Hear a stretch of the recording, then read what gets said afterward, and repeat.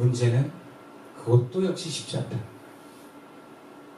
가까울수록 어렵고요. 교회가 성숙한 신앙인들, 특히 율법이 많은 교인들이 많을수록 어렵습니다. 상대방에 대한 애착이 많을수록 어려워요. 부부도 보면 부부가 가까울수록 서로를 조종하고 싶어요. 내 뜻대로 뭔가 이상하게 다 움직여지길 원해요. 가까우니까. 자녀도 자녀를 아주 아끼는 부모일수록 자기 뜻대로 자녀가 살았으면 좋겠어요. 그래서 그걸 내려놓기가 참 어려워요. 늘 우리는 그 유혹이 있어요. 부모로서, 선생님으로서, 목사나 지도자로서 그 유혹이 있어요. 남을 조종하고 싶은 거. 그러나 주님 우리에게 법이 아니라 덕으로 다가가라고 합니다. 그 다음에 구체적으로 우리는 어떻게 하면 이웃에 대해서, 내 가까운 사람에 대해서 법이 아닌 덕으로 다가갈 수 있을까? 본문 4절 말씀 우리 함께 읽어볼까요? 시작. 그러므로 우상의 제물을 먹는 일에 대하여는 우리가 우상은 세상에 아무것도 아니며 또한 하나님은 한 분밖에 없는 줄 아노라. 그리고 우리가 법보다 덕을 세우려면요, 나부터가 나에 대한 법을 내려놓을 수 있어야 됩니다. 바울은 총회를 다녀오고 고린도 교인들에게 우상 제물을 먹지 말라 그랬거든요. 바울 자신이 우상 제물을 먹지 않는 법을 사실은 자신부터 적용을 했기 때문에 가능한 것입니다. 바울은 여전히 우상 제물에 자유합니다. 그런데 그 우상 제물을 못 먹는 사람과 총회, 유대 그리스도인들의 협의에서 유대인들을 배려하면서 권면하는 거예요. 먹지 마라. 자기가 안 먹어서 먹지 말라가 아니에요. 자기는 이미 안 먹을 자유가 있어요. 그러니까 자기와 다른 이야기도 해줄 수 있는 거예요. 총회 이야기. 그리고 바울은 우상제물을 먹는 사람도 이해하고 먹지 않는 사람도 품을 수 있어요. 왜? 우상제물에 관해서 자기 안에 법이 없어요. 자유로워요. 이미 그 법이 바울에게는 없습니다. 그리고 그것이 그렇게 중요한 게 아니다라는 것을 본문에 이렇게 표현하고 있어요. 우리가 우상은 세상에 아무것도 아니며 라고 얘기해요. 아무것도 아니라는 거예요. 자기도 그렇게 알고 있어요. 자유로운 사람이에요. 그러니까 바울은 먹는 사람에게 괜찮다. 먹지 못하는 사람에게 안 먹어도 돼. 다 가능한 거예요. 우리가 남에게 법을 정죄하고 강요하지 않으려면요, 나부터 법에 자유로워져야 돼요. 목사님에게 지식을 얻어서 그래 자네에게 강요하지 말아야지 하면서 뭐 참아 하루 이틀 그래 강요하지 말라고 했어. 그러다 어느 날 분노를 참을 수 없는 그 순간에 뿡 하고 다 터져나와. 나이지 마라 하면서 참는 게 아니에요. 나부터 법이 없어야 돼요. 나부터가. 애들은요 알아요. 알더라고요. 엄마가 우리 숙제 안 하면 싫어해. 말 안 해도 그 눈빛만 봐도 알아요. 애들.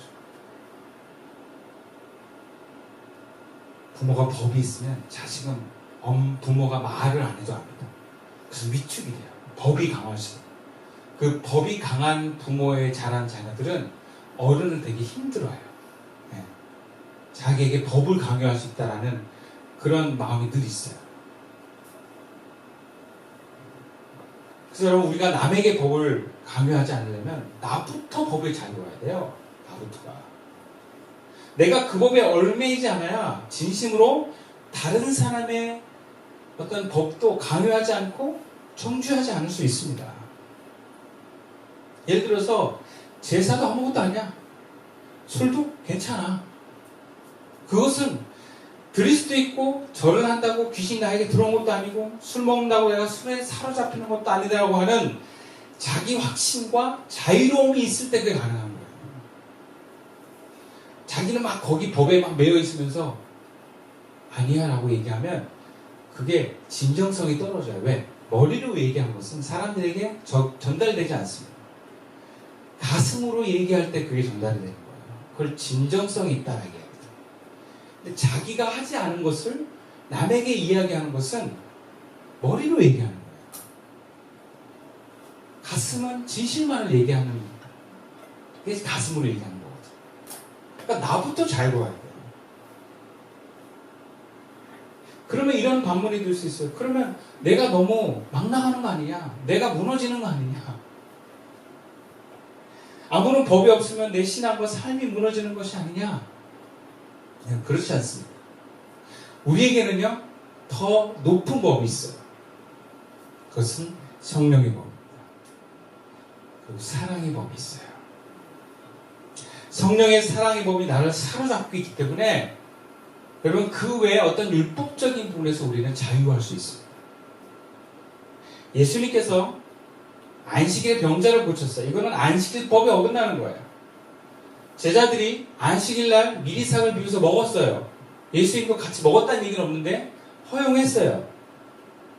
안식일을 어기는 거예요. 근데 왜 그게 가능하겠습니까?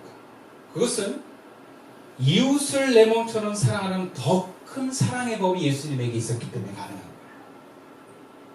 안식일이 사람을 위하여 있지 사람의 안식일을 위하여 있지 않다. 그것은 무슨 얘기입니까? 안식일 날 사람이 고통을 나한테 고쳐주는 그 사랑의 법이 안식일을 지키라는 그 법보다 더 위에 있다는 거예요. 이건 상법이고 그 상법 밑에 하법이라는 게 있는데 하법은 상법을 지키는 가운데 얼마든지 어길 수도 있는 거예요. 우리는 그리스도에게 법은 사랑의 법이 주도하고 있음을 확신하고 있습니다. 그리고 그 법이 알려주고 지키게 하는 성령님이 계신다는 사실을 우리가 믿을 때에 우리가 삶의 구체적인 법에 자유롭더라도 우리는 무너지지 않습니다. 오히려 더 그런 성령의 사랑의 법에 잡히는 사람이 똑바로 삽니다. 어떻게 보면 또 어떤 부분에서 더 아주 치밀하게 자기 자신을 잘 절제하고 삽니다. 오히려 법 하는 사람이 말로는 법인데 속은 안 그런 사람이 너무너무 많아요. 바리새인처럼. 속은 사랑이 하나도 없으면서 법을 강요하면서 남을 힘들게 하는 사람이 많습니다.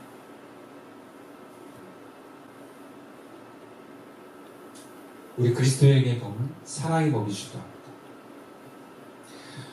성령의 법이 주도합니다. 물론 이 성령의 역사가 아주 좁게 작용하는 사람도 있어요.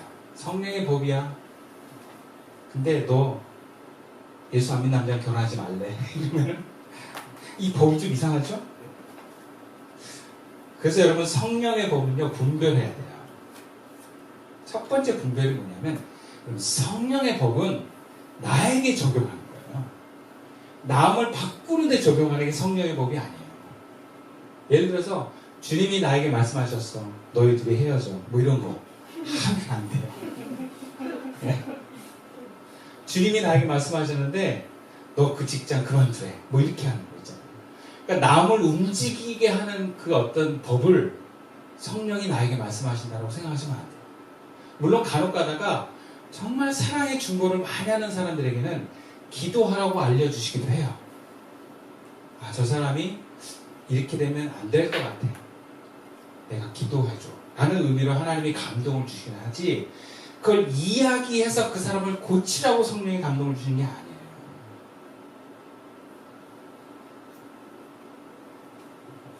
주님이 말씀하시고 뭔가 나에게 어떤 행동을 지침하시는 것은 나에게 적용해라. 두 번째 우리가 덕을 세우려면요. 보면 9절 말씀인데요.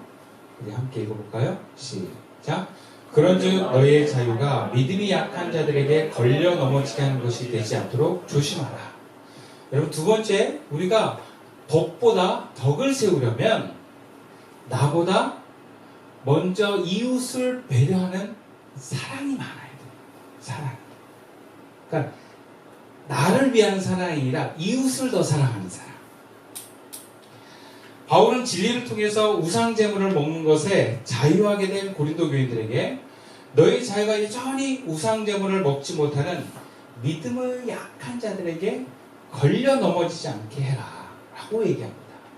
그러면서 자신은 뭐라 그러냐면 13절에 내가 먹는 음식 때문에 내 형제가 실족할 수 있게 된다면, 여기서 실족이라는 것은 의심하고 먹다가 죄짓게 되거나 혹은 양심에 상처를 입게 되거나 이런 경우를 당할 수 있게 가능성이 있다면 나 그 사람 앞에서 고기 안 먹을 거야. 그러니까 어느 정도냐면 영원히 안 먹을 수 있어 라고 얘기해요. 그만큼 바울은 자신의 신앙적 자유보다 내 앞에 있는 형제가 죄를 짓지 않는 게 더 중요한 거예요. 이것은 이웃의 구원을 위해서 자신의 자유를 포기하는 사랑입니다. 이것을 덕이라고 얘기해요. 내 자유로 남에게 상처 주고 남을 힘들게 한다면 여러분 그 자유는 하나님이 주신 게 아닙니다. 하나님의 사랑에 거슬리는 나만을 위한 행동이에요. 우리는 얼마든지 하나님 안에서 자유할 수 있습니다. 그런데 그 어떤 자유도 이웃을 사랑하라고 하는, 이웃을 내 몸처럼 사랑하는 법을 뛰어넘어서는 안 돼요. 이웃을 살리고 하나님께로 다가가시는 거라면 우리가 얼마든지 내가 세운 법은 여러분 포기할 수 있어야 돼요. 정말 중요한 게 뭘까요? 여러분, 법을 지키는 것보다 더 중요한 건 사람을 살리는 거예요. 연약한 자를 배려하고 사랑하는 것이 법을 지키는 것보다 더 중요하다는 걸 잊지 마십시오. 근데 문제는 우리가 사랑이 없어요. 각박한 세상에, 이기적인 세상에 나를 지키다 보니까 이웃에 대한 사랑이 점점 메말라갑니다. 그러나 하나님은 사랑이세요. 우리가 하나님을 경외하고 하나님을 온전히 예배할 때 여러분 사랑의 하나님이 우리에게 임할 줄로 믿습니다. 그럼 사랑이 풍성하십니다. 이웃 사랑하기를 원하시면 하나님을 더욱 사랑할 수 있기를 원합니다. 하나님을 예배합시다. 그러니까 우리 마음에 어떤 관계에서 오는 법, 뭔가 어떤 안전하게 살아가는 데 필요한 법, 이런 것들을 괜찮아. 그럴 수도 있지. 근데 약간 좀 자꾸 내려놓을 필요가 있다. 우리에게는 어떤 법이 있으면 되냐? 사랑의 법이 있습니다. 그리고 그 사랑을 주장하시는 성령의 법이 우리를 사로잡고 있다. 그래서 늘 우리 마음속에 성령께서 이렇게 해야 된다라는 마음을 가지고 있으면 내가 그것에 순종하면 되는 거예요. 우리가 그렇게 살 때 우리 삶은 자유하고, 그리고 덕은 공동체를 풍성하게 합니다. 우리 시선교회가 그런 교회가 됐으면 좋겠어요. 누가 어떤 모습이든 존중하고 배려하고 법보다 사랑이 앞서는 교회가 돼서 모든 사람이 하나님께로 좀 더 다가갈 수 있도록 서로가 돕는 그런 귀한 성도님들 되시기를 주님의 이름으로 축원드립니다. 기도드리겠습니다.